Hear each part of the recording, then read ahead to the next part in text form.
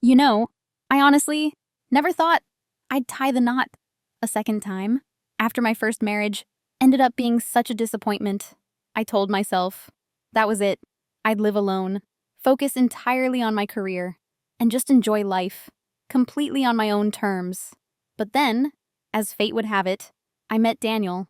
He was a man, so completely different from anyone. In my past, he didn't just show me what real love truly was. He actually made me believe that happiness was still out there, still waiting for me, just ahead. If there's one thing I am absolutely certain of in my entire life, it is that I have never, not for 1 second, regretted my decision to get divorced.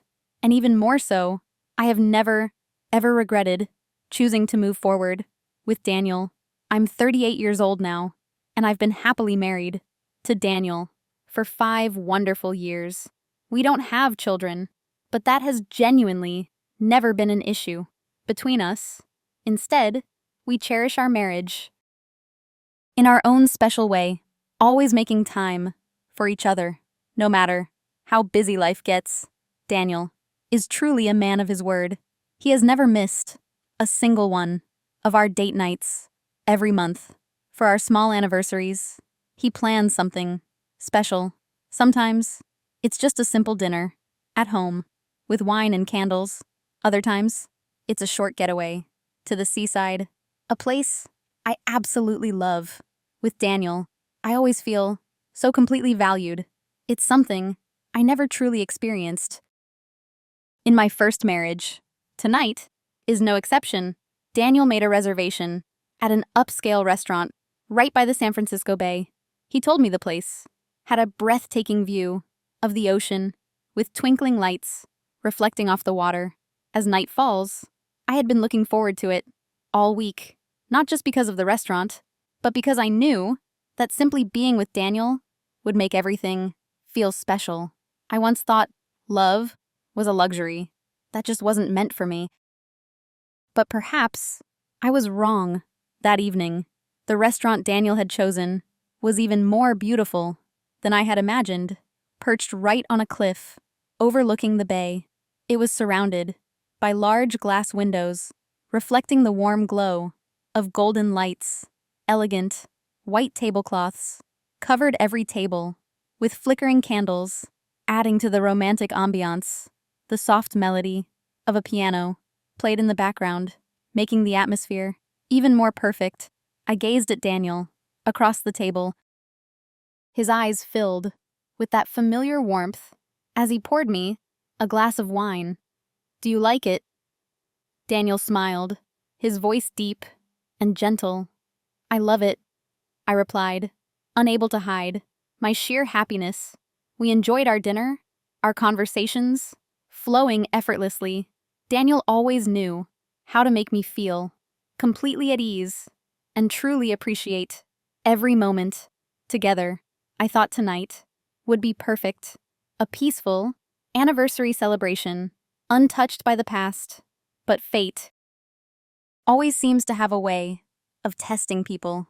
As we neared the end of our meal, Daniel stood up, gently kissing my forehead before stepping away. "I'll be right back," he said. "Wait here for me." He left the table to head to the restroom, while I turned toward the large glass window, letting myself get lost in the beauty of the ocean. At night, I don't know how long, I had been staring, lost in thought, until a familiar, yet distant voice spoke from right behind me. "Still love watching the ocean, huh?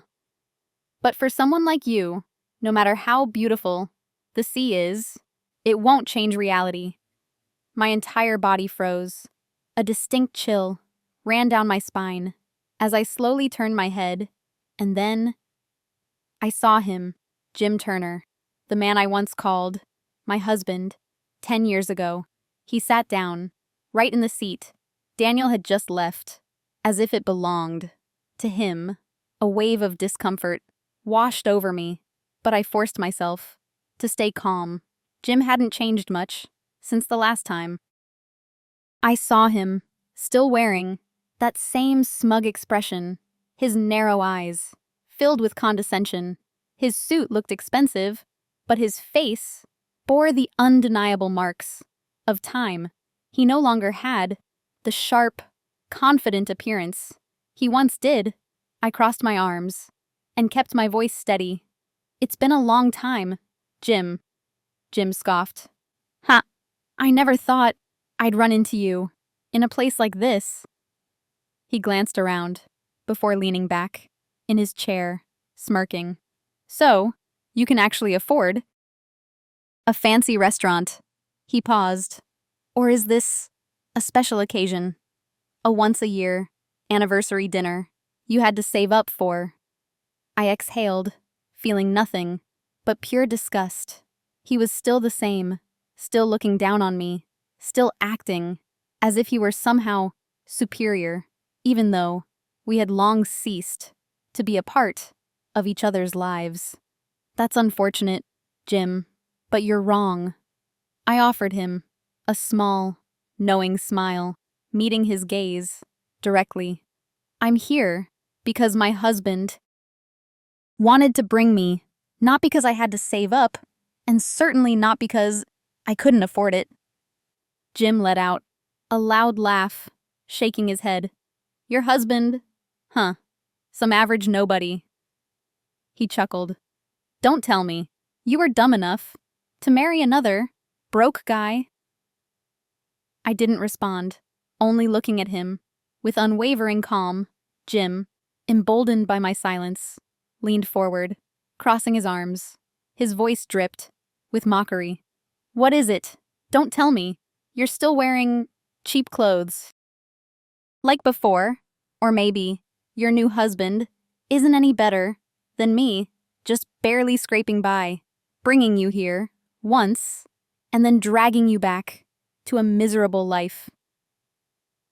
I remained silent, but deep inside, a slow-burning anger was beginning to rise.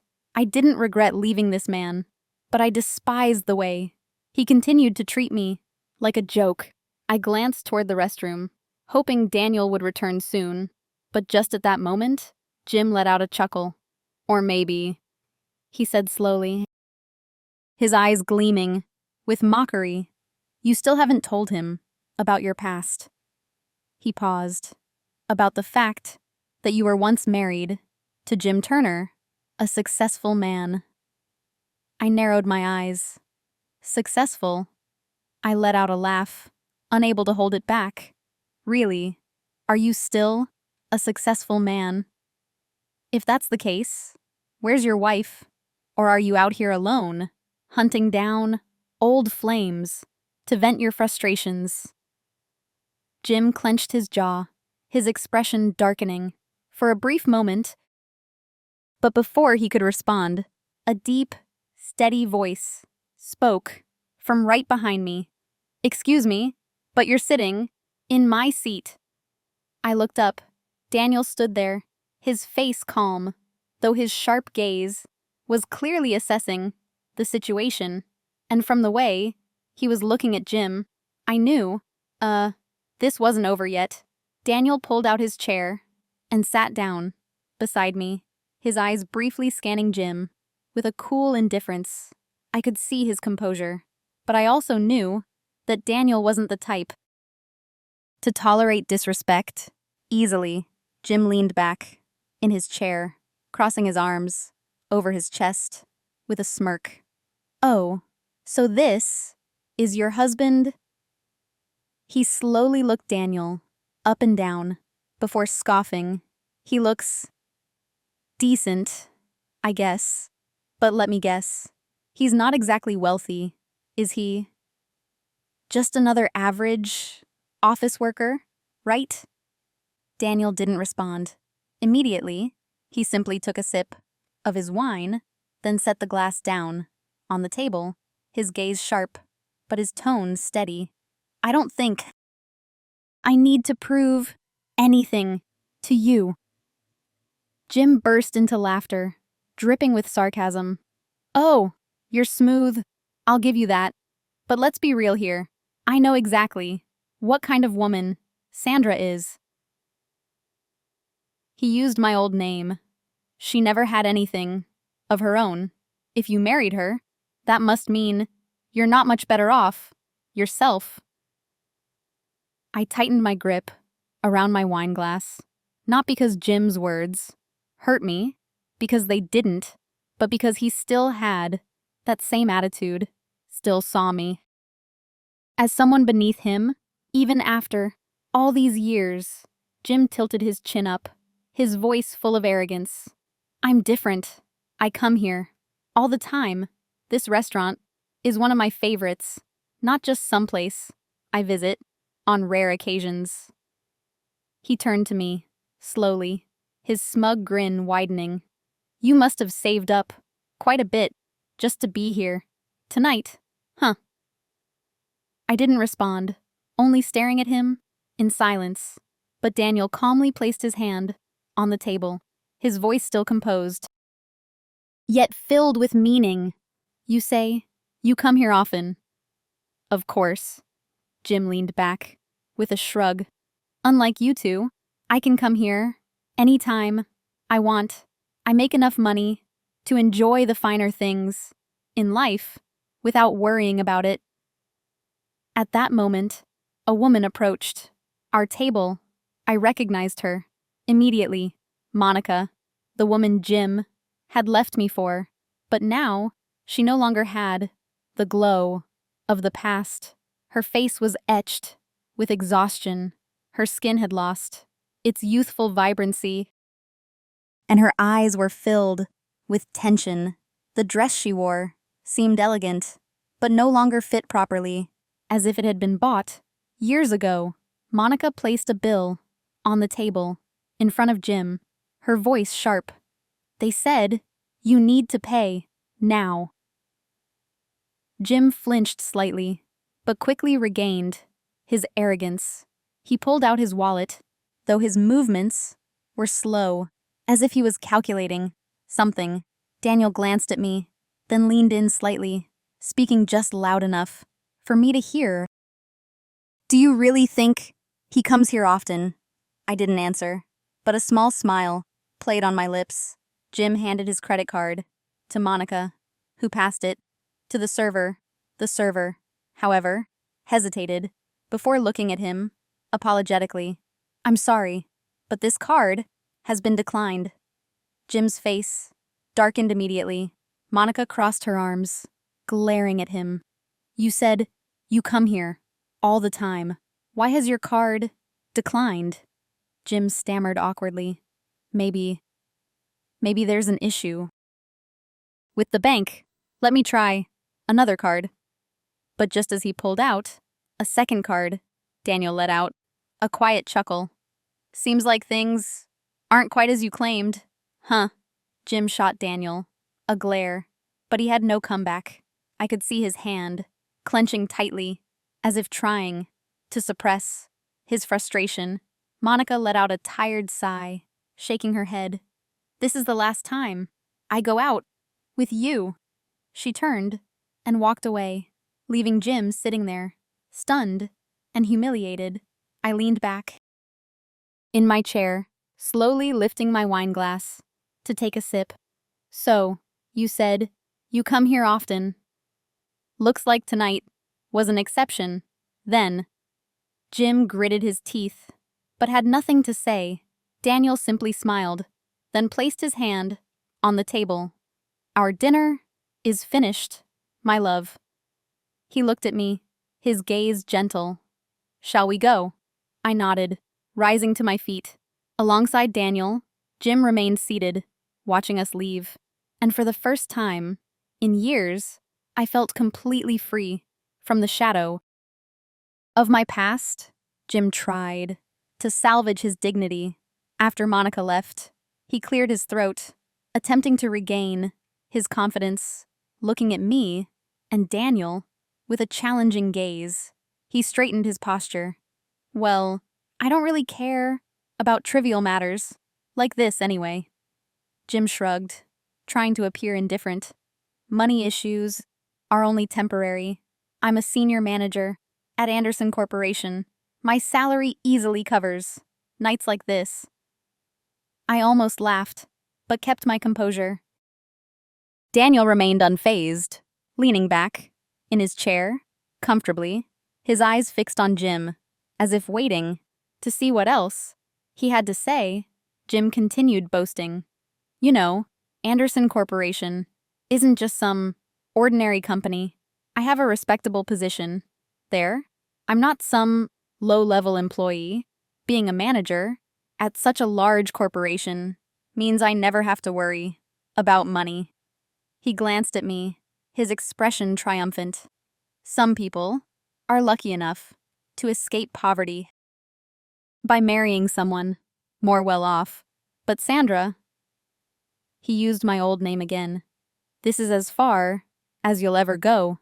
You'll never reach the level I have. Daniel chuckled softly, then casually pulled a card from his wallet and placed it on the table.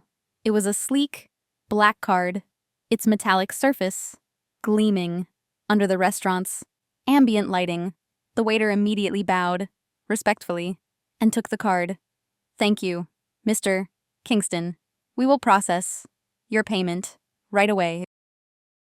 A heavy silence fell over the table. I saw Jim's face stiffen. He stared at the card, as if he couldn't believe his eyes. What? He stammered, his eyes wide with confusion. The waiter soon returned, handing the card back to Daniel, along with the receipt. Thank you very much, Mr. Kingston. It's an honor to serve you. Jim furrowed his brows. Wait, Kingston. He turned to me, suspicion creeping into his voice. Don't tell me. It can't be. I gave him a small smile, crossing my arms as I met his gaze directly. My husband is Daniel Kingston, the chairman of Anderson Corporation. Jim froze, his mouth opened slightly, as if he wanted to say something, but no words came out. Tilting my head slightly, I continued, in a light yet pointed tone. So, Jim, you really do work at Anderson Corporation, don't you? I assume you're quite familiar with the chairman, then. Jim's face drained of color, then quickly turned red. He swallowed hard, trying to keep his composure, but the sheer shock was undeniable. Daniel looked at him, his voice calm, yet sharp. Listen, Jim, I don't care about my wife's past, but I don't appreciate anyone disrespecting her. He gently poured more wine into my glass before continuing. I'm not some low-level employee like you assume, and my wife, Sandra, he used my current name, isn't just a lucky woman who married rich. She is capable, intelligent, and an important partner in my work. I crossed my arms and smiled. I'm the vice president of Anderson Corporation, Jim. Jim looked as if he had just been punched in the face. He couldn't believe what he had just heard. Ha, this is a joke, right? He laughed nervously, but his eyes betrayed his panic. How could you? There's no way. You were just a low-level office worker. I shrugged. I was an office worker, but that didn't mean I would stay that way forever. After our divorce, I focused on my career, earned my business degree, and worked hard. One day, Anderson Corporation offered me a management position, and I climbed my way up. And as you can see, now I'm the vice president. Jim's mouth hung open, but he couldn't come up with a response. Daniel took a sip of his wine, then placed his glass down, his sharp gaze fixed on Jim. You brag about being a manager at Anderson Corporation. Funny, because I've never noticed you. Jim swallowed hard, desperately searching his memory. He had definitely heard of Chairman Kingston before, but he had never imagined that the man would be sitting right in front of him. Daniel continued, his voice steady yet authoritative. In fact, I've never heard anyone in the company mention your name. I wonder if you're actually as good as you claim to be, or if you're just someone who's managed to slip through the system. I chuckled softly, tilting my head as I looked at Jim with amusement. So, do you still think I'm just some poor woman who can only afford to come here on special occasions? Jim said nothing. He just sat there, looking as if he had lost all faith in himself, and for the first time in years, I felt completely in control. But it wasn't over yet. After that dinner, I thought everything with Jim was finally behind me, but I was wrong. The next morning, just as I walked into my office, my phone rang. Repeatedly, I glanced at the screen and saw an unknown number. Something in my gut told me it wasn't good. I hesitated for a moment, then picked up the call. "Hello, Sandra." The voice on the other end was hesitant. I recognized it immediately. It was Jim. I sighed. "What do you want?" Jim cleared his throat, trying to regain his confidence, but his voice betrayed his nervousness. "I think we could talk for a moment about my job," I let out, a cold chuckle. "Why should I care?" "There was a bit of a misunderstanding last night." He hesitated. "I didn't mean to disrespect you or your husband. I was just surprised. No one could have imagined that you'd be the vice president. Right? I mean, you're just you." I gripped my phone tighter, even while begging for my help. He couldn't stop himself from being condescending. "Jim," I cut him off coldly. "Did you call just to say this? Because if so, I'm really busy." "Wait, Sandra, please." His voice became more desperate. "I heard about the termination decision. There has to be another way, right? You can talk to your husband, convince him to let me stay." I leaned back in my chair, crossing my arms. And why would I do that? Jim was silent for a few seconds before his tone turned bitter. "Because, after all, you were my wife once. You owe me that." I laughed. "I owe you." "Yes, you wouldn't be where you are today without me. If it weren't for me, you'd still just be a low-level office worker with no future." A slow, simmering anger rose inside me. "Is that what you really think, Jim?" I spoke slowly, emphasizing every word. "You really think I owe my success to you?" Silence. For the first time, he seemed to realize he had said the wrong thing. I continued. "Let me make one thing clear. I am where I am today, not because of you. I got here because I worked hard, because I refuse to let anyone, including you, define my worth. And you still don't realize the most important thing." "What?" Jim asked. His voice now laced with unease. "You're not being fired because of last night. You're being fired because of your attitude, because of how you treat your colleagues, and because of your degrading remarks about women in the company."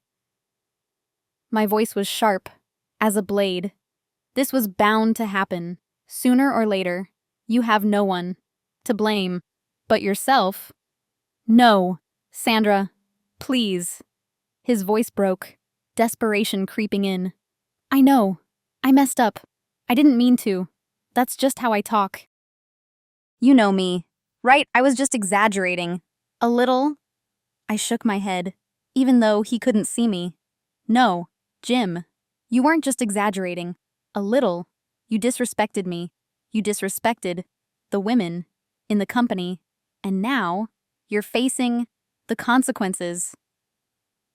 He panted, as if desperately searching for a final excuse. "Daniel is there, isn't he?" he asked quickly. "Let me talk to him. I can explain." I scoffed. Do you really think my husband will listen to you after everything? You've said Jim was desperate. Please, Sandra, I'm going to lose everything. I can't lose this job.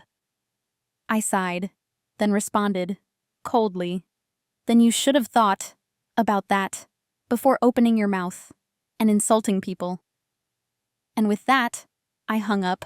A few minutes later, I walked into the conference room, where Daniel was reviewing a stack of documents. He looked up as soon as he saw me, as if he already knew what had happened. Jim called you, didn't he? His voice was calm. I nodded. He begged me to help him keep his job. Daniel leaned back in his chair, exhaling slowly. I figured he would. I shrugged. He still doesn't see his mistakes. Daniel nodded, then picked up his pen and signed the document in front of him. Then let him learn this lesson the hard way. I glanced at the paper, Jim's termination order, and for the first time in years, I felt completely at peace. But Daniel didn't fire Jim immediately. Instead, he made a decision I hadn't expected. He reassigned Jim to the Ohio branch. I knew about that branch. It was a tiny office in a remote town, nearly forgotten by the corporation. There, Jim wouldn't have a large team, no opportunities for advancement, and most importantly, no authority to exploit. When Jim received the reassignment notice, he reacted furiously. No, I can't go there. He practically shouted during his meeting with HR. I'm a senior manager. You can't send me to someplace like that. Daniel simply looked at him, his expression cold and unyielding. You have two choices, Jim. Either you accept the transfer or you resign. The decision is yours. Jim clenched his fists, his jaw tightening, but he had no other option. A few weeks later, I heard that Jim and Monica had moved to Ohio. Life there was anything but easy. For them, no more upscale restaurants, no more lavish parties, and no one for Jim to assert his false sense of power over. He was isolated, stuck in a tiny office with only one subordinate, where his job consisted of nothing but dull reports and meaningless meetings with local clients. Monica couldn't take it. After just 4 months, she packed her bags and returned to the city. You told me we'd have a better life, she shouted, before boarding her one-way flight out of Ohio. You said you were a successful man, but you're nothing but a failure. Jim tried to hold on to his job, but it wasn't long. Before he realized, there was no way back to his former position. No one at the headquarters remembered him, and no one cared about his complaints. He had been completely forgotten after a year of enduring a meaningless existence. In Ohio, Jim finally submitted his resignation. He thought that with his experience, he would easily land a better job, but the real world didn't work the way he imagined. No company wanted to hire a former manager who had been reassigned. Under suspicious circumstances, no reputable firm would take on someone with such a questionable track record. Slowly, his savings dwindled. Jim was forced to move into a rundown apartment in the suburbs, where he had to face the bitter reality he had lost everything. The only job he could find was a night shift at a convenience store, where he stood behind the counter, watching customers come and go, none of whom recognized or cared about him. A man who once bragged about his power and status was now just a quiet store clerk sweeping the floors at 3 a.m. Unlike Jim, my life had never been better. Daniel continued to be the husband I was endlessly grateful to have met. Not only was he a successful man, but he was also kind, protective, and cherished me in a way Jim never had. No matter how busy He was. He always made time for our monthly date nights. Sometimes it was a quiet dinner at a cozy little restaurant we loved. Other times it was a weekend getaway to Napa Valley, just the two of us, sipping wine and having endless conversations. I know, I made the right decision when I walked away from Jim. There are moments in life when we must face our past, but what truly matters is not looking back with regret. It's moving forward. I moved forward, and I am happy. As for Jim, he was left behind. Sandra's story is not just a lesson in love and happiness. It is proof that a person's worth is not defined by their past or their background, but by their determination to rise above it. Jim represents those who are arrogant, who look down on others, never realizing that the world does not wait for them. In contrast, Sandra stands for those who have the courage to walk away from toxic situations and reclaim their own worth. In real life, everyone has the chance to rewrite their story if they are brave enough to take the next step. What do you think about this story? Do you believe Jim deserved his fate, or could he have changed if he had realized his mistakes sooner? Share your thoughts in the comments below, and don't forget to follow the channel for more compelling stories about life and family.